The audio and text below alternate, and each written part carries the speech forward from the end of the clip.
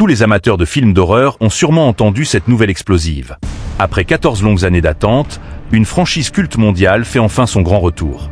Les fans de Destination Finale sont impatients, même si sa sortie est encore lointaine. Beaucoup de nouveaux fans me demandent s'il existe d'autres films du même genre, avec des morts accidentelles causées par d'étranges coïncidences. Et après quelques recherches, j'en ai effectivement trouvé un.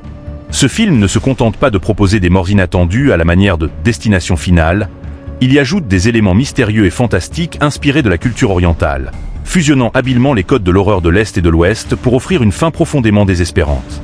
Sans plus attendre, partagez-le avec vos amis les plus curieux et plongez dans ce film peu connu sorti en 2017, La boîte à souhaits de la famille.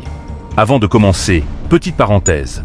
Certains amis m'ont récemment confié qu'ils étaient stressés, mais il existe désormais des applis où des jeunes filles chantent pour vous, jouent avec vous et peuvent discuter en vocal à tout moment. C'est rapide et vous trouverez facilement quelqu'un qui vous correspond. Revenons à l'histoire. La vie d'Anna, notre héroïne, est loin d'être facile. Son père gagne sa vie en fouillant les poubelles pour récupérer des objets, ce qui fait d'elle la cible des moqueries à l'école. Une camarade blonde en particulier la harcèle régulièrement. Ce jour-là, la situation dégénère et une bagarre éclate. Rentrée chez elle, elle constate que son père n'est toujours pas là. Heureusement, une voisine compatissante vient lui apporter de quoi manger. Pendant ce temps, son père trouve une étrange boîte à musique verrouillée par un code. Incapable de l'ouvrir, il décide tout de même de l'emballer et de l'offrir à sa fille pour son anniversaire, faute de mieux. En apprenant le chinois, Anna remarque que la boîte contient l'inscription « 7 vœux ». Elle n'y prête pas vraiment attention et formule un souhait, que la fille blonde soit couverte de plaies. Elle ne remarque pas que le chien de la maison fixe la boîte d'un air méfiant. Cette nuit-là, la boîte à musique s'ouvre toute seule et joue une mélodie étrange sans qu'Anna ne s'en rende compte. Le lendemain, la fille blonde développe mystérieusement une maladie de peau. En apprenant la nouvelle, Anna est stupéfaite par la coïncidence. Elle prend une photo de l'objet pour la montrer à son professeur de chinois, mais remarque que son chien a disparu. Elle part à sa recherche et découvre son cadavre, visiblement attaqué par un animal sauvage. Son professeur lui apprend qu'il ne comprend pas les caractères inscrits sur la boîte, mais un camarade lui propose de demander à sa cousine spécialiste en langues anciennes. Anna refuse, car elle sait qu'il a un faible pour elle, mais elle est amoureuse du capitaine de l'équipe de sport, Wei. Malheureusement, Wei a déjà une copine et ne lui prête aucune attention. Désespérée, elle formule un deuxième vœu, que Wei tombe follement amoureux d'elle. Le lendemain, Wei l'aborde chaleureusement, ce qui surprend Anna. Pendant ce temps, la boîte à musique s'active à nouveau, et ailleurs, un vieil homme riche chute dans sa maison. Alors que de l'eau déborde et menace de le noyer, il se réveille à temps pour se cogner la tête à nouveau et mourir. Anna apprend sa mort par la télévision. Il s'agissait de son grand-oncle, très distant avec elle. En apprenant que l'héritage sera partagé, elle formule un troisième vœu, que toute la fortune revienne à elle et son père. À sa grande surprise, le testament est modifié. Elle devient riche du jour au lendemain. Enivrée par l'argent, Anna s'adonne au luxe et oublie totalement l'origine mystérieuse de sa chance. Mais elle ignore qu'à chaque vœu réalisé correspond un prix à payer. Un jour, sa voisine tente de nettoyer manuellement un broyeur bouché. En appuyant involontairement sur le bouton alors que sa main est dedans, elle échappe de peu à un drame. Mais en réessayant la machine, ses cheveux se prennent dans les lames. En essayant de se libérer, elle commence à se faire arracher le cuir chevelu. Pendant ce temps, Anna examine encore la boîte. L'aspect démoniaque de la figurine à l'intérieur lui donne des cauchemars. Une nuit, elle croit voir une silhouette à l'extérieur, mais personne n'est là. Elle commence à sentir que sa vie change de façon inquiétante. Wei vient de rompre avec sa copine et lui avoue ses sentiments. Troublée par l'effet des vœux, Anna décide enfin de consulter la cousine de son camarade. Celle-ci lui explique qu'il s'agit d'une boîte à souhaits ancienne, capable d'exaucer jusqu'à 7 vœux. Mais si elle est perdue ou abandonnée, tous les souhaits s'annulent. La dernière ligne gravée reste un mystère. Anna prend une photo pour l'analyser plus tard. Rassurée, elle rentre chez elle, mais croise encore son père fouillant les poubelles. Elle s'énerve et le confronte. Dans un élan de frustration, elle formule un quatrième vœu, que son père devienne enfin quelqu'un de respectable. Au même moment, la cousine de Lei découvre la dernière ligne de texte inscrite sur la boîte. En la lisant, la jeune fille ressent un frisson glacé. Cela signifie que chaque fois qu'un vœu est exaucé, celui qui l'a formulé paiera un prix, dans le sang. Soudain, une coupure de courant plonge la maison dans le noir total.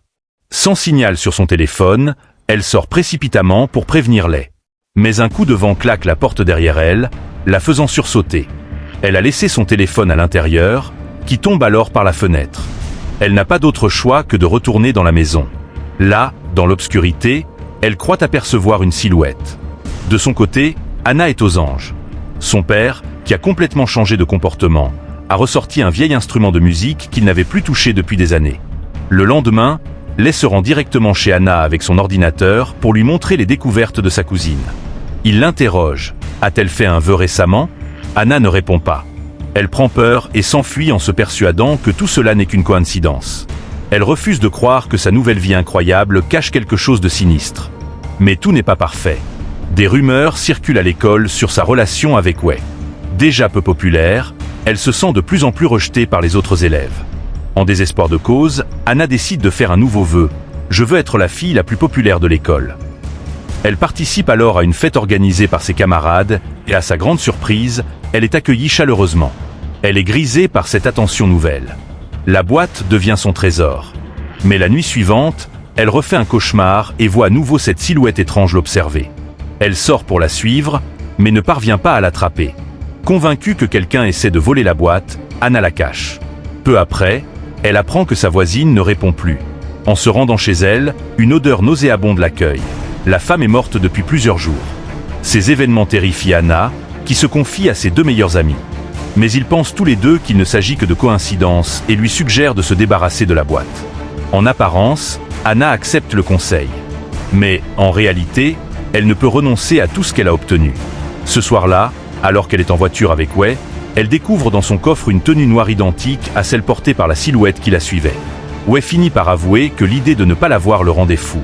Anna comprend alors que son souhait d'amour fou s'est réalisé, mais que cette obsession devient dangereuse. Effrayée, elle décide de rompre avec Wei. Mais au même moment, la boîte s'active à nouveau. Un feu s'allume soudainement. Heureusement, une amie la sauve de justesse. Mais la boîte ne s'est pas refermée, signe que tout n'est pas terminé. Plus tard, la voiture d'Anna crève un pneu. Elle s'arrête pour le remplacer, mais une vis tombe et roule sous la voiture. En se baissant pour la ramasser, elle ne voit pas que le cric commence à céder. Juste au moment où elle évite le danger, une roue se détache et roule rapidement, finissant par heurter violemment une autre voiture. Dans cette voiture, une autre jeune fille est presque écrasée par la roue. À cet instant, l'ascenseur qu'elle s'apprêtait à prendre tombe en panne, bloqué dans le vide.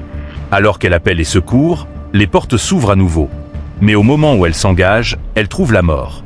La boîte, qui jouait de la musique depuis longtemps, se referme brutalement. Il semble qu'on ne puisse lui échapper sans en payer le prix. Leigh retrouve une Anna traumatisée et lui raconte une chose encore plus terrifiante. Après enquête, il a découvert que tous les anciens propriétaires de la boîte sont devenus riches, mais que leurs proches sont tous morts les uns après les autres, avant qu'ils ne meurent eux-mêmes dans des circonstances étranges.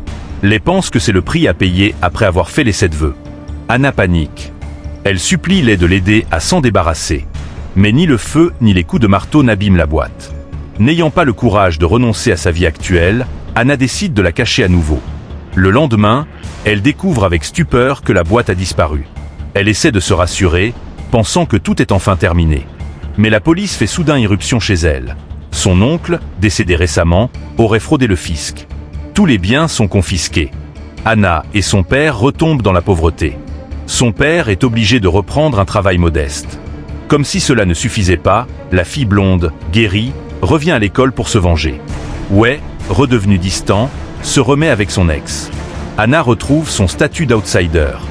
Mais cette fois, elle en paie le prix fort. Alors qu'elle touche le fond, elle voit réapparaître la boîte. C'est Leigh qui l'a retrouvée. Il pense qu'Anna ne pourra jamais s'en détacher, alors il se propose de la garder. Mais Anna, brisée, pense que Leigh veut juste contrôler sa vie. Elle tente de lui reprendre la boîte. Dans la lutte, Leigh tombe dans les escaliers, mais s'en sort indemne. Anna récupère la boîte. Terrifiée, elle dit à Leigh qu'elle ne peut pas vivre sans elle et promet de ne plus jamais faire de vœux. Mais quand Leigh tente encore de l'en empêcher, elle le menace d'utiliser la boîte contre lui. Il cède. Anna remonte la boîte au grenier et jure de ne plus l'utiliser. Mais en rangeant des affaires, elle tombe sur une ancienne peinture de sa mère, dans laquelle la boîte apparaît. Elle comprend que sa mère l'a possédée avant elle et que sa mort n'était pas un accident. Désespérée, Anna fait un vœu, que sa mère revienne à la vie. À peine la musique commence-t-elle à jouer qu'elle sent que quelque chose cloche. Son père est dehors, en train de couper des branches. La scie tremble entre ses mains. Anna hurle et court pour l'avertir. À ce moment précis, sa mère rouvre la porte, vivante. Mais Anna est au bord de la crise. Sa vie est devenue un cauchemar. Elle fait alors un dernier vœu, revenir au jour où son père a trouvé la boîte. Et là, elle se réveille dans son lit. Son chien est vivant. Son père s'apprête à partir travailler. Elle le suit dehors. Sa voisine lui adresse un bonjour chaleureux. Anna comprend qu'elle a eu une seconde chance. Elle retrouve la boîte dans la poubelle. Cette fois, elle n'ose pas la garder. Elle la remet à Lay pour qu'il s'en débarrasse. Même s'il ne comprend pas ce que c'est, il accepte.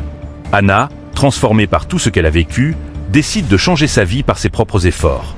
Mais alors qu'elle traverse la rue, elle se fait percuter par une voiture. La boîte ne laisse personne s'échapper aussi facilement. Anna, dans les derniers instants, entend à nouveau la mélodie maudite. Plus tard, Lay, curieux, ouvre la boîte. Il n'a pas pu s'en empêcher.